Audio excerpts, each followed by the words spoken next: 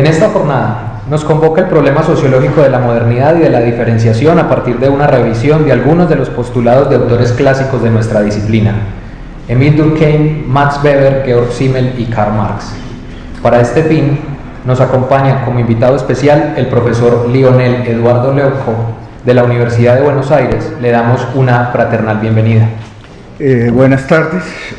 Estábamos hablando con Lionel que yo, así sea para un saludo, me paro porque yo como que sentado no puedo hablar, y quería verles a todos y a todas desde aquí. Uno, darle gracias al profesor Lionel por estar aquí. Le estaba preguntando que si le habían dejado descansar un poquito y parece que no, que han hecho muchas cosas. Agradecerle su presencia, sus aportes y esta tarde pues con un tema tan importante aquí. Lo otro es agradecer a los profesores y a los profesores que han estado al frente, especialmente al profesor Juan Guillermo Zapata, que está incapacitado y no nos acompaña hoy, pero Juan Guillermo ha estado al tanto y le agradezco mucho como coordinador de la maestría, y el profesor Einer Mosquera y los demás profesores del Departamento de Sociología que han hecho este trabajo. Yo creo que tener esta costumbre de ir haciendo estas lecciones inaugurales en los posgrados de esta facultad es muy importante, y ojalá que lo podamos hacer en todos los programas. Yo no sé si ustedes saben que hoy tenemos en la Facultad de Ciencias Sociales y Humanas 11 posgrados, 3 especializaciones, 6 maestrías y 2 doctorados. Y una de las cosas que durante estos 3 años se ha hecho es que hemos podido ampliar ese tema, y que hemos ido trabajando, cualificando no solo la parte administrativa y financiera de los posgrados, no solo la parte física que tiene que ver también con la dignidad de los estudiantes y las estudiantes y los docentes, para que podamos estar mucho mejor en un ambiente de aprendizaje, sino también que hemos estado articulando entre los diferentes posgrados la posibilidad de que estudiantes de la maestría en antropología tomen clases de la maestría de sociología, la de intervención social y posconflicto, que la estamos estrenando este año. Estamos en el 2º semestre.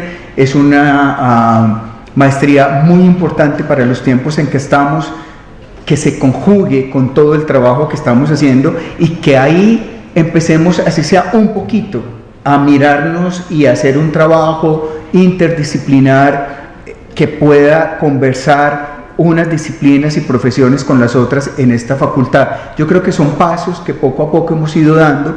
Y lo otro es todo el tema de la coterminalidad, que significa que estudiantes de muy buen promedio en el último año de cada una de las carreras que tenemos en la facultad puedan también tomar cursos de las especializaciones, de las maestrías, para que puedan ir avanzando en sus temas de posgrados. Veo muchos estudiantes de los pregrados aquí y me parece que vale mucho la pena que lo piensen, que se interesen por eso. La profesora Marta Valderrama, que también le agradezco, coordinadora de posgrados, está aquí presente, y que vayan a su oficina en el bloque 9349 y puedan informarse de ese tema con los jefes de los departamentos. Yo creo que esto es muy importante, y una lección inaugural como estas, en un momento como el que estamos viviendo en este país, se hace cada vez más necesaria, y yo espero que todas las maestrías puedan juntarse en lecciones inaugurales, que podamos ir trabajando y mirando para poder leer el contexto. Creo que es un asunto importante el saludar o presentar un saludo a esta conferencia inaugural.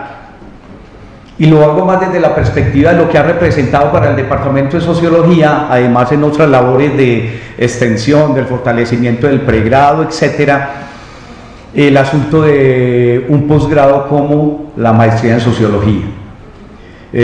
Imposible que un programa de 50 años no diera el salto hacia la maestría en Sociología, que la venimos convocando desde el 2014, que no diéramos un salto también en el campo de la formación posgraduada.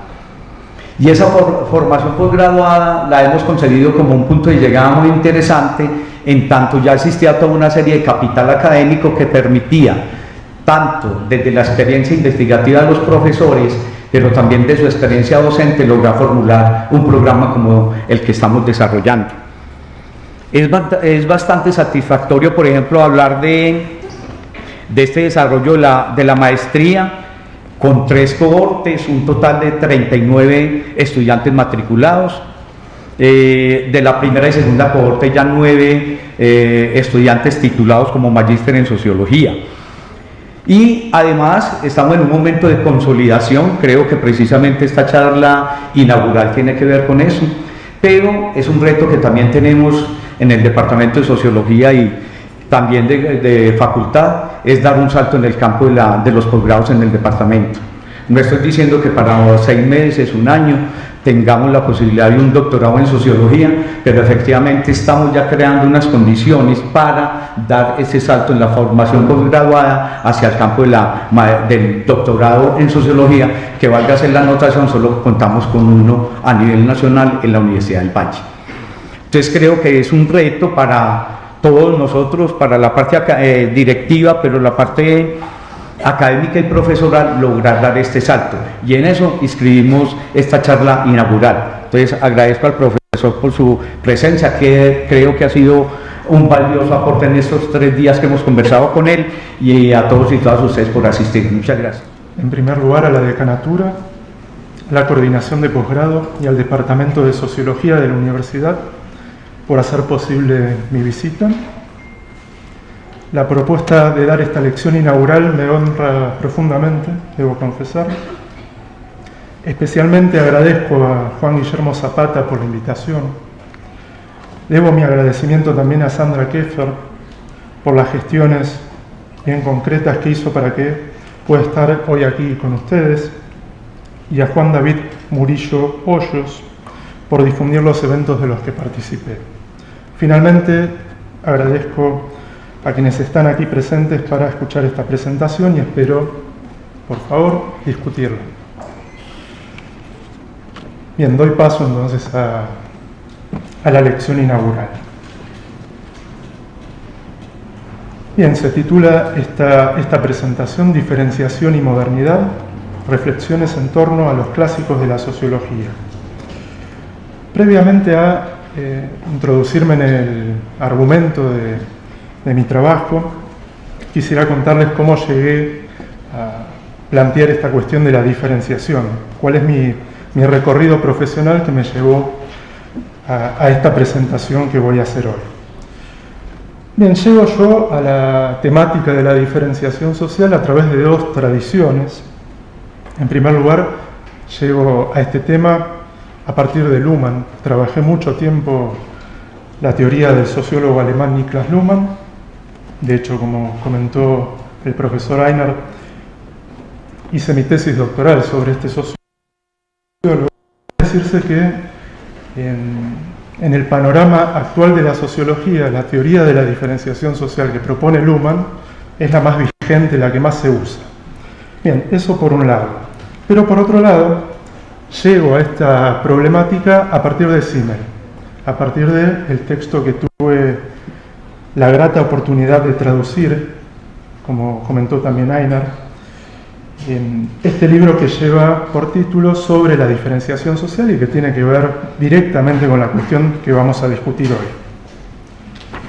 Cuando traduje este texto descubrí que Simmel tiene una propuesta sumamente interesante y sugerente en este campo de investigación, y espero poderles transmitir esta fascinación que tengo yo por la teoría de este sociólogo alemán. Bien, entonces el propósito que nos reúne hoy es discutir las diferentes modulaciones que adquiere el tópico de la diferenciación social en los clásicos y cuáles son los vínculos que se pueden trazar entre sus diferentes perspectivas. En concreto, intentaré mostrar los encuentros y desencuentros entre Durkheim, Simmel, Max Weber y Karl Marx en relación a este campo de investigación. No obstante, vale hacer una aclaración preliminar. La perspectiva del materialismo histórico no tendrá el mismo protagonismo en estas páginas, bueno, yo tengo unas páginas, que el enfoque de los otros clásicos, por razones que responden a los propios debates de la sociología. La obra de Marx, de hecho, pertenece a otro campo conceptual que el de la teoría de la diferenciación. Es decir, se trata de un enfoque centrado en la cuestión de la desigualdad, concepto que, como mostraré más adelante, ha de distinguirse cuidadosamente del de diferenciación. Incluso así pueden extraerse del enfoque marxista indicaciones más que sugerentes para los temas tratados en esta presentación. No es que lo dejo afuera Marx, ¿no? Pero lo cierto es que son los otros autores los que hablan directamente de la cuestión de la diferenciación. Dicho esto, y para introducir el problema, voy a referir en primer lugar a la importancia que la temática de la diferenciación, dando lugar a un posible modo de clasificación de las ópticas teóricas que desarrollaron los fundadores de la disciplina. En este marco se puede sostener que, en estas cuestiones, el tema de la diferenciación tiene que ver con las siguientes inquietudes. Por un lado, las diversas perspectivas intentan marcar en este terreno el contraste entre lo moderno y lo premoderno. Por otra parte, la diferenciación trae aparejada una preocupación por la integración social. En otras palabras, la pregunta es cómo sociedades extremadamente heterogéneas se mantienen cohesionadas. Al mismo tiempo, en estrecho vínculo con el tema de la complejización y diversificación de los lazos sociales, está el problema de la individualización, o sea, la concepción moderna de que los seres humanos son y ostentan cierto grado de libertad. Finalmente, la investigación sobre la diferenciación habitualmente conlleva una preocupación por los cambios en la moralidad de las sociedades modernas. A propósito, mientras los puntos 1 a 3 han sido suficientemente investigados, el cuarto está prácticamente ausente en la bibliografía especializada en teoría de la diferenciación, ¿no? Por esta razón dedicaré un particular cuidado a mostrar el vínculo entre la moralidad y la diferenciación. En este marco, una forma de interpretar los enfoques clásicos radica en distinguir dos grandes planteos de la teoría de la diferenciación. La pregunta para dividir las teorías consiste en definir qué es lo que se diferencia. Pues, o bien se trata de una teoría de los roles heterogéneos que ocupan los individuos en la sociedad, verbigracia, profesor, corredor de bolsa, artista, etc., o bien de una teoría de las esferas sociales relativamente autónomas que la componen, a saber, la ciencia, la economía, la política, la intimidad, entre otras. Sobre la base de este contraste, así pueden ser clasificados los fundadores de la sociología y sus escritos. Bien, estos son los textos que voy a estar discutiendo hoy y creo yo que se pueden dividir de esta manera, ¿no? Tenemos por un lado teoría de los roles, donde deberíamos ubicar a Durkheim con su conocido trabajo, su conocido escrito La división del trabajo social, y a Simmel con su texto, su libro, su primer libro de sociología, de hecho, que lleva por título Sobre la diferenciación social y es 3 años anterior a La división del trabajo.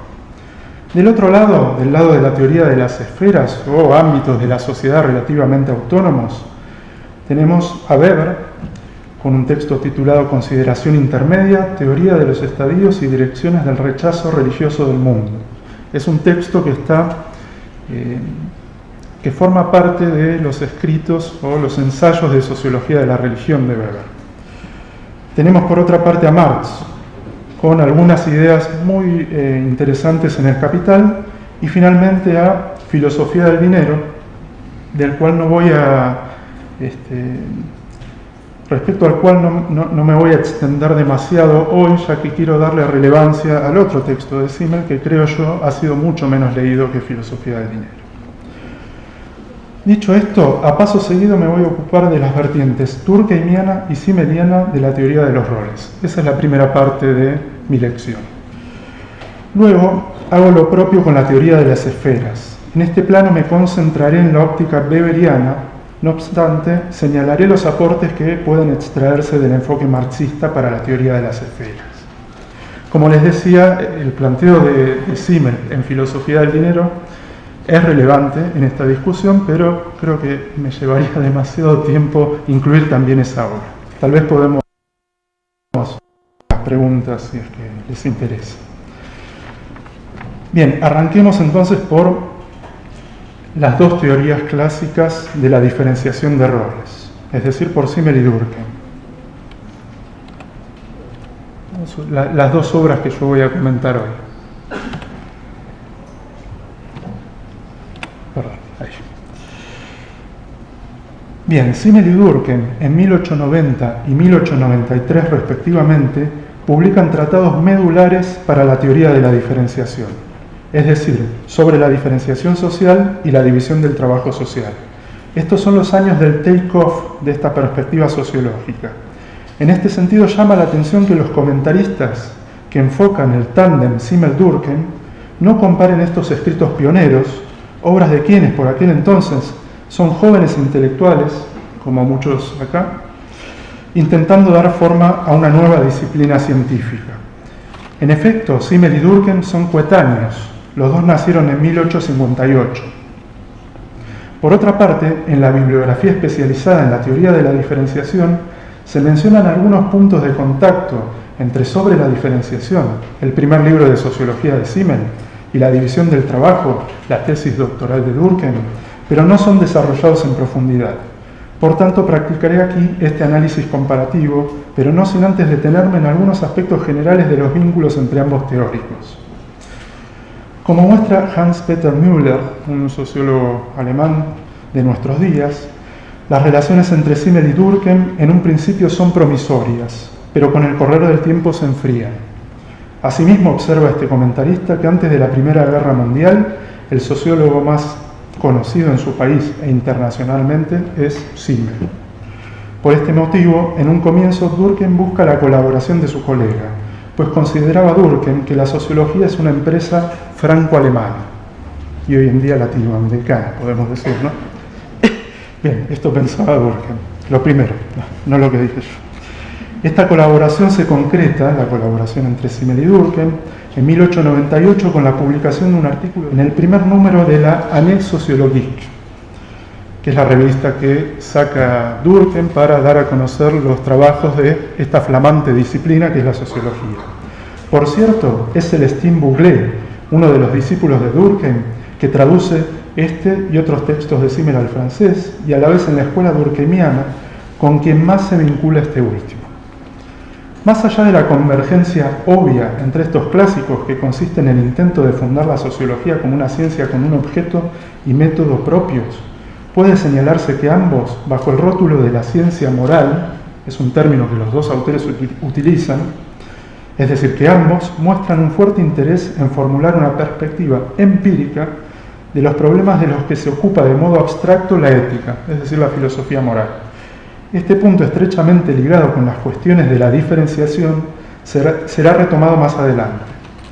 Otro elemento en común consiste en la apreciación del lugar del individualismo en la modernidad, pues de acuerdo con Müller, Durkheim y Simmel coinciden en que el individualismo, a pesar de sus peligros inherentes, tales como el egoísmo y el materialismo, encarna el sistema de valores adecuado para las sociedades democráticas. Fin de la cita. En efecto, para Durkheim, el individualismo alcanzará la estatura de un valor religioso en la modernidad, mientras que Simmel dedicará sus mayores esfuerzos a rescatar un resquicio para el individuo ante el dominio creciente del racionalismo y la economía monetaria. También habré de regresar a este tema conectado con la cuestión tratada en esta presentación. Yendo ahora a las discrepancias, suele mencionarse el contraste entre los estilos de estos sociólogos. En concreto, mientras Durkheim buscó una escritura sistemática y concisa, la pluma de Simmel es más bien ensayística y cuidadosa siempre del aspecto estético de la redacción. El desacuerdo en este plano, desacuerdo que Durkheim expresó explícitamente en una crítica que hace, en una reseña, muy crítica por cierto, a la filosofía del dinero. Bien, este punto, el desacuerdo en el estilo, fue uno de los aspectos que condujo al enfriamiento del vínculo entre los autores. Asimismo, contribuyó a ello el diferendo respecto al modo de entender el objeto de la sociología. Durkheim considera que la sociedad es una totalidad que está por encima de los individuos, una entidad sui generis, irreductible a sus partes. En contrapunto, Simmel critica el concepto de sociedad, en tanto entiende que éste supone una hipóstasis o una cosificación, podríamos decir, del objeto del quehacer sociológico, y en su lugar va a poner el foco en relaciones dinámicas o intercambio de efectos, como dice Simmel, donde lo social se configura, aparece y se disuelve a cada instante. En suma, Simmel es el padre de la sociología relacional, que hoy en día es desarrollada por sociólogos de la talla de Bruno Latour, por ejemplo.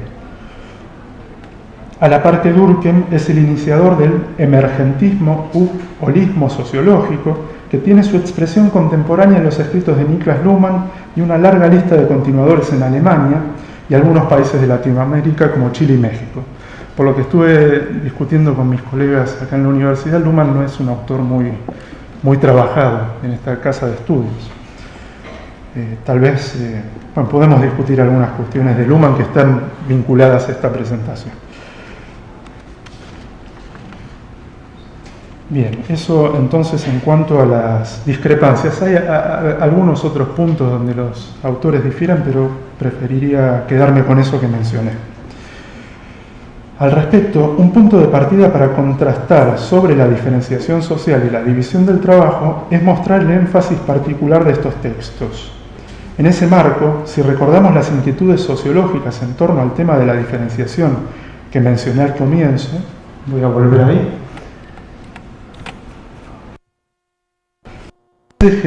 Hay un consenso unánime en que el interés de Durkheim está puesto en el problema de la integración social,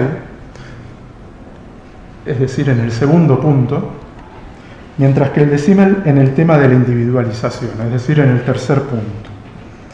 Sucintamente, los dos autores se enfocan el mismo fenómeno, pero desde diferentes ángulos. El punto de mira del alsaciano, es decir, de Durkheim, es la sociedad como una entidad organizada donde los roles se complementan entre sí, a la vez que su contemporáneo berlinés, es decir, Simmel, observa la acumulación de roles heterogéneos en cada individuo. En lo que sigue voy a referir a las convergencias y divergencias entre estas teorías. El concepto clave para comprender estas tonalidades particulares de cada perspectiva es, en el caso de Durkheim, el de solidaridad, y en el de Simmel, el de cruce de los círculos sociales. De estas nociones centrales se desprenden las otras aristas de sus enfoques sobre la diferenciación.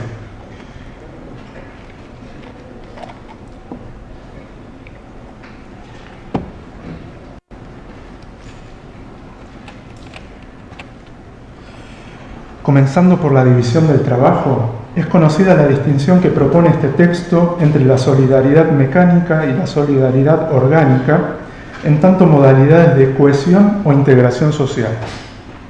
La primera, es decir, la solidaridad mecánica, corresponde a las sociedades premodernas, mientras que la segunda define a los lazos sociales modernos. En este marco, la solidaridad mecánica supone un integración, a la par que la solidaridad orgánica refiere a la integración que resulta de la diferencia y complementación de los elementos que constituyen los nexos sociales. El principio rector de la solidaridad mecánica es la conciencia colectiva, mientras que el de la solidaridad orgánica es la división del trabajo. Por conciencia colectiva entiende Durkheim, cito, el conjunto de las creencias y de los sentimientos comunes al término medio de los miembros de una misma sociedad. Fin de la cita. En las sociedades premodernas la conciencia colectiva recubre por completo a la conciencia individual. En otras palabras, los partícipes de los vínculos y grupos sociales carecen de toda individualidad, la que, como se mencionará en breve, solo adquiere un valor especial en la vida social moderna, es decir, solo en la modernidad podemos hablar de individuos.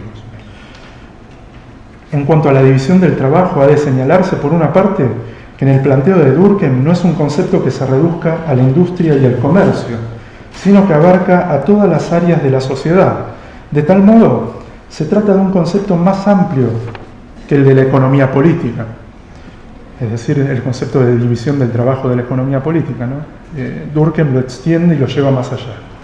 De acuerdo con el autor, cito, la división del trabajo no es especial al mundo económico. Las funciones políticas, administrativas, judiciales, se especializan cada vez más. Lo mismo ocurre con las funciones artísticas y científicas. Fin de la cita.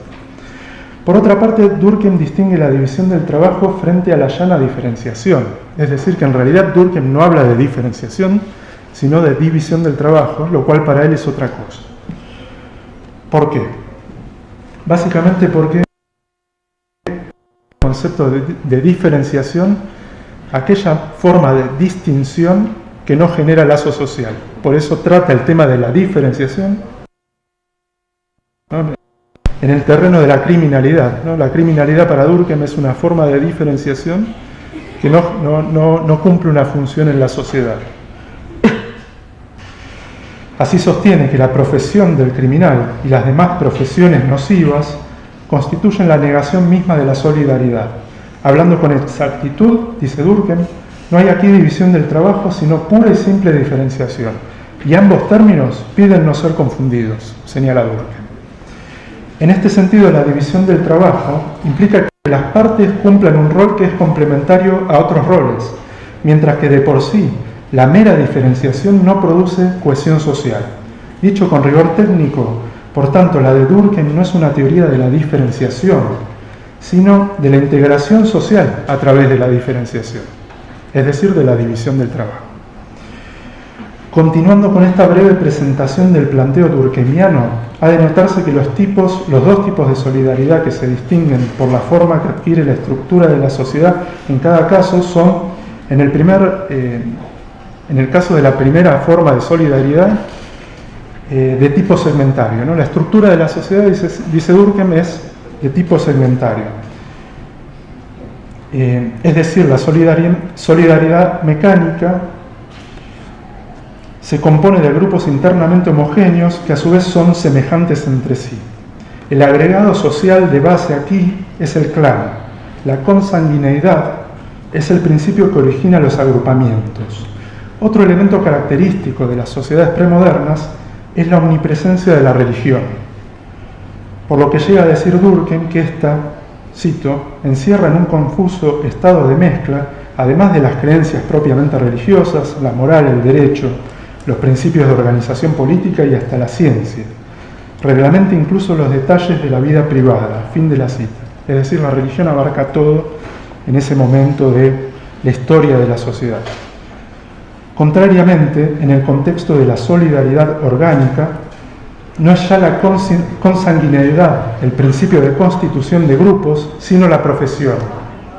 Las diversas corporaciones profesionales, que como se verá cumplen un importante papel en el entramado moral de la modernidad, son los agregados sociales de base de las sociedades con estructura organizada. Estos grupos, los órganos de estas sociedades, a diferencia de los segmentos que mantienen contactos débiles y esporádicos, están coordinados y subordinados unos a otros alrededor de un mismo órgano central que ejerce sobre el resto del organismo una acción moderatriz. Este órgano, al que el sociólogo, en línea con la metáfora biológica que utiliza, llama también cerebro social, es el Estado. Por otra parte, las sociedades en que impera la división del trabajo son crecientemente terrenales, seculares. La religión pierde peso paulatinamente en la modernidad, contexto en el que, cito, el individuo se convierte en el objeto de una especie de religión. Sentimos un culto por la dignidad de la persona, fin de la cita. Si queda algún resquicio para la conciencia colectiva, es este. Todos compartimos la creencia y el sentimiento de que la individualidad tiene un valor absoluto, sagrado. Este culto al individuo, asimismo, acompaña a la creciente individualización que resulta de una especialización cada vez mayor de los roles en la división del trabajo, es decir, del hecho de que la conciencia colectiva deje mayor espacio al de que quedan por fuera de su órbita. Más adelante retomaré y complementaré este retrato de los modos de solidaridad. No obstante, quisiera detenerme ahora en la única referencia que Durkheim hace en la división del trabajo al planteo simmeliano. Simmel publica su texto sobre la diferenciación social 3 años antes, con intereses muy similares, y Durkheim solo le dedica una nota al pie de página muy escueta. Se lee allí, en la división del trabajo, que, cito, en la sociale Differenzierung de Simmel no es especialmente problema la división del trabajo, sino el procesus de individualización de una manera general. Fin de la cita. Esta alusión escueta al escrito de su colega refiere a que él, aun cuando no deja de lado la cuestión del individuo, presta mayor atención al problema de la integración social, en tanto el centro de los intereses de Simmel es ante todo el de la constitución de la individualidad. A propósito, Hartmann, conocido, sostiene que, cito, y traduzco esta cita, que la historia del principio de la diferenciación social es, no sin excepciones, una historia de la interacción y relación de la diferenciación y la integración. Fin de la cita. La excepción para este intérprete está dada por la teoría de Simmel, quien, cito, estaba interesado genuinamente en la diferenciación social, dice Hermann Thürel, y se había sentido poco ligado al tema paralelo de la integración. Fin de la cita. En los mismos términos señala Gregor von Gaertz, otro sociólogo alemán, que Simmel es, cito, el primer autor que resaltó a la individualización como ámbito problemático con derecho propio y no lo subordinó inmediatamente a otro, como sucede en Durkheim con la integración. Fin de la cita. En resumen, en el contexto de las teorías de la diferenciación, Durkheim escribió el texto clásico sobre la temática de la integración social, a la vez que Simmel hizo lo propio con la cuestión de la individualización.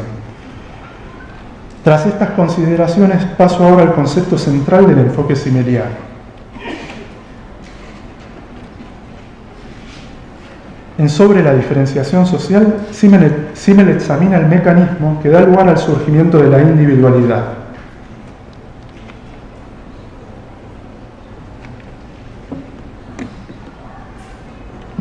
En este marco coincide con Durkheim en la caracterización de los vínculos sociales premodernos, en cuanto estima que el eje de los lazos sociales premodernos es la consanguineidad.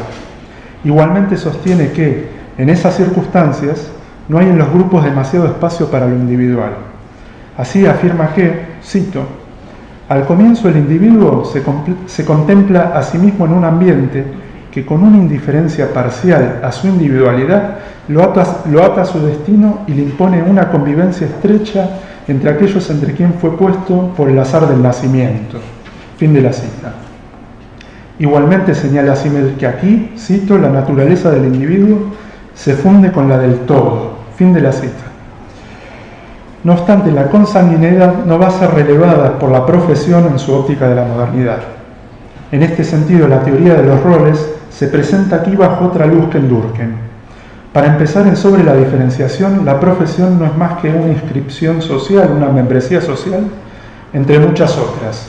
Simmel dicit, cito, si bien el hombre moderno, en un comienzo, pertenece a la familia paterna, luego pertenecerá a la que funda el mismo, y con esto también a la de su esposa, y al fin y al cabo, a su profesión, que de por sí con frecuencia lo integrará a múltiples círculos de intereses. Así, si bien es consciente de su pertenencia a un Estado y un estamento social determinado, además es oficial de reserva, pertenece a un par de asociaciones y participa de vínculos sociales que cruzan los círculos más diversos. Fin de la cita. En breve, en esta nómina de membresías, la profesión aparece mencionada como un rol sin mayor lustre o importancia que otros. Además, la manera en que se componen grupos o círculos sociales en torno a ella, es decir, en torno a la profesión, sigue un patrón distinto al característico de la modernidad. Al respecto, distingue el autor entre grupos que se organizan de modo concéntrico y grupos que se organizan de modo paralelo. La configuración típicamente moderna es esta última, es decir, es la que pueden observar a su derecha. El individuo forma parte de diversos grupos que no están coordinados entre sí e incluso pueden ser discrepantes. En otros términos, una membresía no define a la otra y estas membresías se van añadiendo de modo contingente a la biografía de cada persona. Por el contrario, refiere Simmel a grupos concéntricos cuando la pertenencia del individuo al pequeño círculo condiciona la pertenencia al círculo mayor, que es lo que pueden observar a la izquierda, y un ejemplo de este tipo lo encuentra en la profesión, la cual no le asigna, cito, a la persona un lugar muy especial, porque el más estrecho de estos círculos significa por sí mismo la participación en los más amplios. Fin de la cita.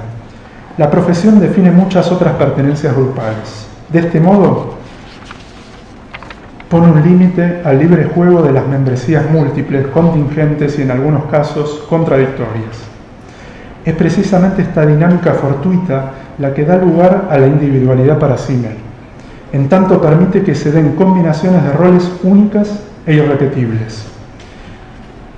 De hecho, un ejercicio que yo suelo hacer en mis clases es pedirle a los estudiantes que en una hoja anoten todos los grupos a los que pertenecen. Y si comparamos estas hojas, nunca van a coincidir plenamente, ¿no? Esa combinación de grupos es única y esa unicidad es la que constituye para Simmel la individualidad. Ciertamente la singularidad es uno de los elementos que definen habitualmente a la idea de individuo. En ese sentido, los grupos a los que pertenecen las personas, y la pauta en la modernidad es que pertenezcan a muchos, constituye un sistema de coordenadas, se podría decir el ADN sociológico de cada uno. Esta intersección de grupos heterogéneos en un individuo es, precisamente, lo mentado por el concepto principal de esta óptica de la diferenciación. Las inscripciones sociales de las personas están en un mismo plano de importancia, ninguna condiciona a la otra. Además, si desde el punto de mira durkheimiano, es decir, desde la sociedad vista como un todo, los roles están coordinados y se complementan, desde la perspectiva simmeliana, o sea, desde el punto de vista de la síntesis individual de membresías sociales, coherentemente con lo recién mencionado, los roles no están coordinados, son producto del azar y los recorridos biográficos particulares. Y es a partir de este contraste entre los énfasis de las dos teorías que se pueden comprender sus respectivos abordajes de los marcos normativos que definen a los vínculos sociales diferenciados.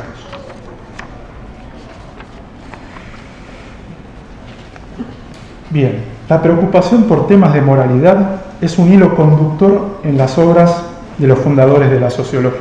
En todos ellos encontramos una preocupación por la moralidad. En contraste con el enfoque especulativo ofrecido por la ética, abstraído de los contextos históricos y sociales que configuran los sistemas de valores, los clásicos de la disciplina intentaron dar cuenta de modo empírico de las transformaciones que supuso la modernidad en el plano de los marcos normativos. Así, al comienzo de la división del trabajo, se presenta a la sociología como una ciencia de la moral, cuyo objeto es, cito, tratar los hechos de la vida moral con arreglo a los métodos de las ciencias positivas, dice Durkheim. Fin de la cita. En concreto, sostiene el sociólogo que, cito, la moral se forma, pues se transforma y se mantiene por razones de orden experimental, es decir, históricas y sociales. Solo estas razones son las que la ciencia de la moral quiere determinar. Fin de la cita. Por su parte, Simmel no emplea el término ciencia de la moral en sobre la diferenciación social, pero en 1892 y 1893 publica los dos tomos de su primera obra voluminosa, a la que titula precisamente Introducción a la ciencia de la moral. Una obra que aún no se haya traducida y está en proceso de traducción por este humilde servidor.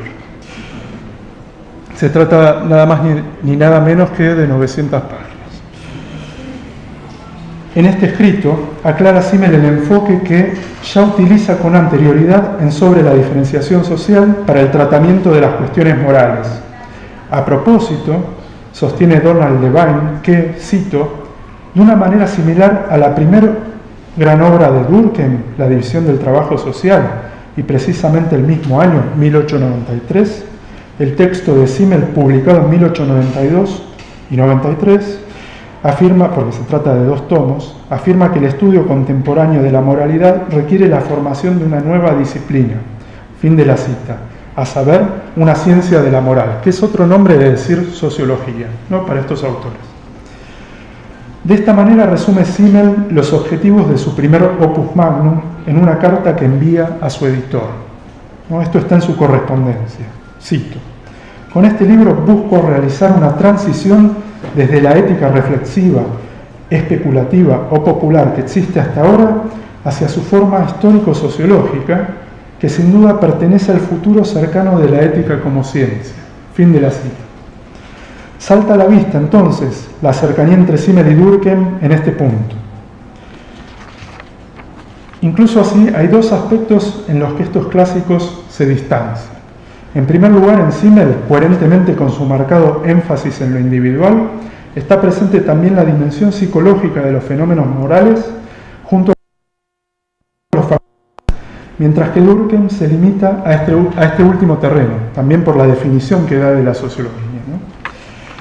En segundo lugar, en tanto el objetivo de la ciencia de la moral que Simmel delinea es interpretativo y apunta a dar una explicación empírica de conceptos centrales de la ética, como por ejemplo el de responsabilidad, el propósito de Durkheim no es solo interpretativo. El francés busca intervenir en la realidad social de la época, distinguiendo configuraciones morales normales y anormales. Por este motivo, al final de su libro de 1893, enumera condiciones que impiden que la división del trabajo ofrezca su output moral, o sea que produzca integración social. Volveré sobre ello más adelante.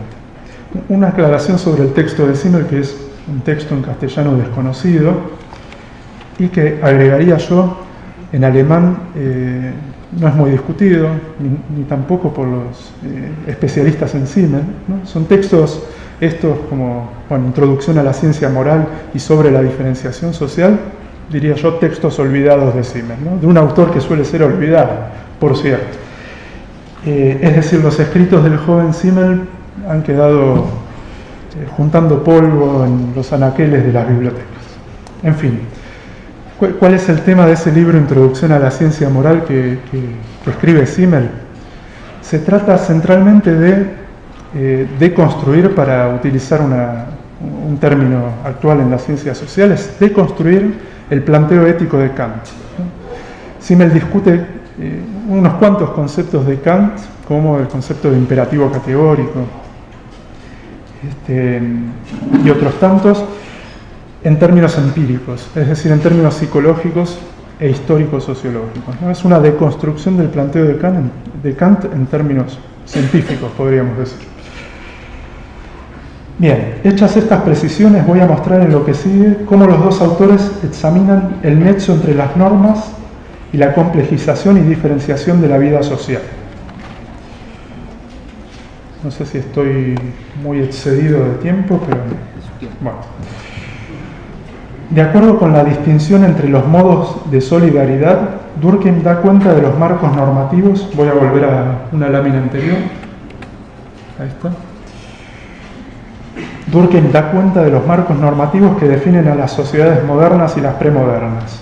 Contrasta así las formas jurídicas de estos tipos de sociedades, formas que son consideradas por él como el signo exterior en que se manifiesta la vida colectiva. En este sentido, propone Durkheim que hay dos tipos de derecho: por una parte el de sanciones represivas y por otra el de sanciones restitutivas o cooperativo. El primero es propio de la solidaridad mecánica y el segundo de la solidaridad orgánica. En efecto, en una sociedad donde predominan las semejanzas y no hay lugar para el despliegue de la individualidad, las normas jurídicas, mediante la amenaza del castigo, buscan imponer y salvaguardar las creencias y prácticas compartidas. Por el contrario, en una sociedad donde impera la división del trabajo, el derecho no busca castigar, sino contribuir a la complementación armónica de las partes o a reparar el vínculo entre ellas. Al mismo tiempo sostiene Durkheim que el tránsito a la modernidad supone, en primer lugar, que la moral de sociedades muy heterogéneas tiene que ser cada vez más indefinida. En otros términos, cito, el ideal colectivo es el de la humanidad entera. Ha devenido bastante abstracto y general para que parezca que conviene a todos los hombres, a todos los seres humanos, corrijo la traducción, en el sentido de las discusiones sobre género, a todos los seres humanos, sin distinción. Como observa Lucas, un conocido comentarista de Durkheim, nuestra moral se universaliza en ese sentido, y su único valor indiscutible es el ya mencionado culto al individuo. Pero, en segundo lugar, junto a la abstracción del marco normativo de las sociedades modernas, surgen esquemas morales más específicos, ajustados a los diferentes roles que tienen lugar en la división del trabajo. Así señala Durkheim que, cito, existen obligaciones profesionales, puramente morales, y que son sin embargo muy estrictas. Fin de la cita. Y con más énfasis aún, se lee en el extenso prefacio a la segunda edición de la División del Trabajo, edición publicada en 1902, que, cito, el grupo profesional es un poder moral capaz de contener los egoísmos individuales, de mantener en el corazón de los trabajadores un sentimiento vivo de su solidaridad común, de impedir aplicarse tan brutalmente la ley del más fuerte a las relaciones industriales y comerciales. Fin de la cita. En resumen, la retícula moral de una sociedad diferenciada en el enfoque de Durkheim supone un marco jurídico que ayude a la armónica complementación de los roles, o sea, el derecho restitutivo. Una moral universalista, abstracta y centrada en el valor absoluto de la individualidad, que abarca todos los elementos heterogéneos de los que se componen los lazos sociales, y finalmente morales particulares, propias de los grupos profesionales o sindicatos. Veamos ahora en qué consiste el enfoque de los sistemas valorativos modernos que traza el otro autor que me ocupa en este momento.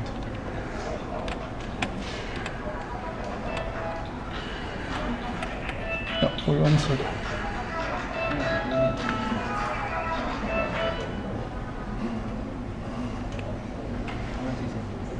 Bueno, continúo. El telos, la finalidad del planteo de Simmel no es como en Durkheim distinguir dos tipos de marcos normativos correspondientes a dos formas de integración social. Antes bien, se ocupa el teórico alemán de examinar las transformaciones del concepto de responsabilidad a la luz de la creciente diferenciación.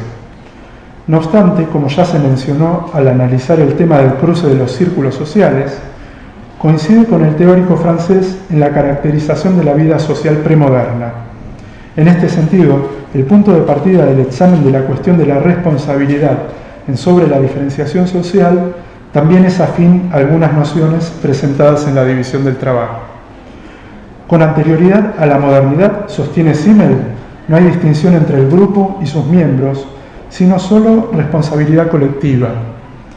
De modo que se observa, cito, y todos los que conocen y las que conocen la obra de Durkheim van a encontrar acá mucha afinidad, de modo que se observa entonces la tendencia a responsabilizar y castigar al círculo social, el conjunto de la familia, la tribu, etc., por las acciones delictivas del individuo.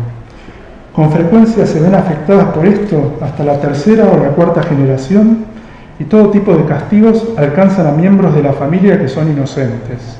Fin de la cita. Creo que esto mismo podría estar en la División del Trabajo y nadie dudaría que no es de Durkheim.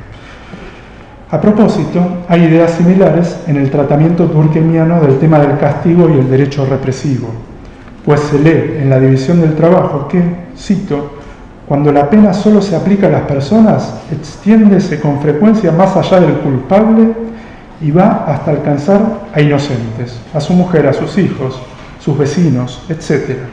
Fin de la cita. Como sostiene von Geertz, este comentarista alemán que cité hace un rato, cito, en Simmel la supuesta fusión del individuo y la sociedad se llama responsabilidad colectiva.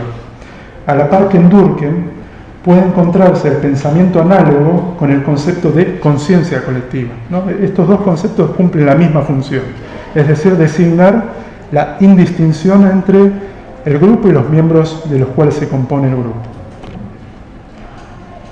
Fin de la cita, por cierto. Una forma del castigo desmedida responde para Durkheim a la fuerza e intensidad que los valores en común ostentan en tiempos premodernos. En suma, la moralidad de las sociedades tradicionales es vista de una forma similar por los dos autores. Asimismo, sostiene Durkheim que el contraste entre la pena premoderna, es decir, entre el castigo premoderno y el castigo moderno, es que este último es más sutil. Por tanto, dice Durkheim, más instruida la pena, el castigo, se derrama menos al azar. Ya no se la ve, aún cuando sea para satisfacerse, volverse contra los inocentes.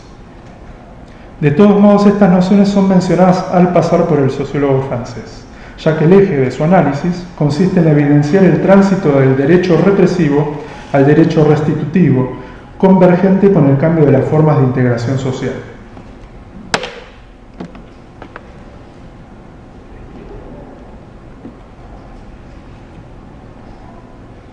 Por el contrario, el nudo del planteo de Simmel está en dar cuenta de este refinamiento cada vez mayor en la aplicación de los castigos y, por tanto, la diferenciación creciente de la idea de responsabilidad. Entonces, coincidiendo en la apreciación de la moralidad del pasado, los senderos de estos sociólogos se bifurcan en lo que hace el énfasis de sus análisis de los esquemas normativos modernos. De acuerdo con la orientación del pensamiento de Simmel, se pueden separar así tres momentos. En un principio solo hay responsabilidad colectiva, o sea, se castiga y responsabiliza al grupo completo por las faltas de uno de sus miembros. Luego surge el concepto de responsabilidad individual, es decir, se distingue al individuo como dueño de sus actos. Finalmente se atribuye responsabilidad a partes específicas del individuo y no a este in toto. En efecto, dice Simmel, la tendencia hacia el aumento de la diferenciación no se detiene ante el individuo. Al contrario, lo atraviesa. Un entendimiento más refinado nos permite responsabilizar cada vez en menor medida al ser humano en su totalidad por una falta moral, ¿no? La diferenciación no consiste solo en diferenciación en individuos particulares, sino que las partes que componen al individuo también se distinguen, se diferencian, ¿no? Es una tendencia que cruza la individualidad. Ahora bien, hay otro aspecto en que la perspectiva de Simmel contrasta con la de Durkheim. Como señala Hermann Thürel nuevamente, en la división del trabajo la representación del proceso que conduce a la modernidad, es decir, el pasaje de la solidaridad mecánica, es discontinua. Cito a Hermann Thürel: el avance y el primado del tipo organizado, es decir, de la solidaridad orgánica, puede ser pensado como posible solo al precio de la regresión del tipo segmentario, mecánica, y este no aparece en segundo plano, sino más bien tiende a desaparecer. Fin de la cita. Es decir, a medida que avanza la división del trabajo, tiende a retroceder la solidaridad mecánica, a desaparecer, dice Hermann Thürel. De hecho, es cierto que la conciencia colectiva conserva un lugar en la modernidad a través del culto al individuo, es el valor que todos compartimos en Occidente, y también que el derecho de sanciones represivas sigue siendo parte del edificio jurídico de la sociedad organizada, pero ambas instancias pierden la importancia que tenían antaño, siendo la primera reemplazada por la división del trabajo y el segundo por el derecho de sanciones restitutivas. En contrapartida, en el tránsito hacia la modernidad, Simmel encuentra que no hay un corte tan tajante con el pasado. Así sostiene que, cito, y esto me parece algo fascinante en Simmel, cito, desde el punto de vista de la cultura superior, es decir, de la modernidad, se presenta una forma peculiar de regreso hacia la concepción más antigua. En efecto, en las últimas épocas resurgió la propensión a responsabilizar a la sociedad por las faltas del individuo. Y en esta tendencia, para Simmel, un papel protagónico cumple la nueva disciplina científica, es decir, la sociología. Dice Simmel, en la medida en que ésta ve en el individuo un punto de intersección entre hilos sociales, en lugar de la responsabilidad individual tiene que aparecer otra vez la responsabilidad colectiva. Es decir, si pensamos al individuo como una construcción social, difícilmente podamos hablar solo de responsabilidad individual, ¿no? Hay que pensar en términos de responsabilidad colectiva como sucedía en tiempos premodernos, por otras razones, por supuesto. Es decir, porque hay una disciplina que dice esto, y esa disciplina es la sociología. Se podría decir que hay aquí una paradoja que consiste en que lo nuevo no es tan nuevo o lo viejo no es tan viejo cuando se trata de la responsabilidad. Pero si esto es así, cabe preguntarse cuál es el lugar para el libre albedrío, aspecto central del concepto de individuo. Simmel resuelve este problema con una segunda paradoja. Así como en términos sincrónicos somos parte de múltiples grupos, ¿no? Eso dice el concepto de cruce de los círculos sociales, en sentido diacrónico estamos en la intersección entre las generaciones pasadas y las futuras. Es decir, el cruce de los círculos sociales es sincrónico, esto es, que en el presente somos parte de múltiples grupos, pero también es diacrónico. ¿Por qué? Porque estamos en el cruce de las generaciones. ¿No? El foco de interés de Durkheim es la integración, el de Simmel la individualización. El concepto clave de Durkheim es la solidaridad, no solo en esta obra, en todas sus obras la cuestión central es la cohesión o integración social. El concepto clave de Simmel para dar cuenta de la individualización es el de cruce de los círculos. Respecto a la importancia de los roles, Durkheim tiene una mirada jerarquizada. La profesión constituye el centro del cosmos social, mientras que Simmel tiene una visión del cosmos social que es heterárquica, es decir, hay diversas membresías sociales y ninguna es más importante que otra. Puede decirse, y agrego algo acá que no llegué a escribir en mi manuscrito ni tampoco en el PowerPoint, puede decirse que en en Durkheim se da la transición de una forma de sociedad centralizada en la religión a una forma de sociedad centralizada en la profesión, ¿no? No hay un cambio en ese plano. Siempre en Durkheim, o en esta comparación entre la sociedad moderna y la premoderna, hay un centro de la vida social. En cambio, lo que presenta Simmel es una mirada heterárquica de la vida social, lo cual me resulta sumamente sugerente, ¿no? Podemos preguntarnos qué es más importante para nosotros, la profesión, la familia, el tiempo libre, ¿no? Hay múltiples roles que cumplimos y tal vez en muchos casos ninguno de ellos es más importante que otro. ¿Cómo es la relación entre estos roles? Bueno, en el caso de Simmel están coordinados, ¿no? En el caso de Durkheim están coordinados. Durkheim piensa los roles en términos de la totalidad social y estos roles están relacionados, coordinados. En el caso de Simmel, que pone el énfasis en otro lado, es decir, en el individuo, estos roles no están coordinados.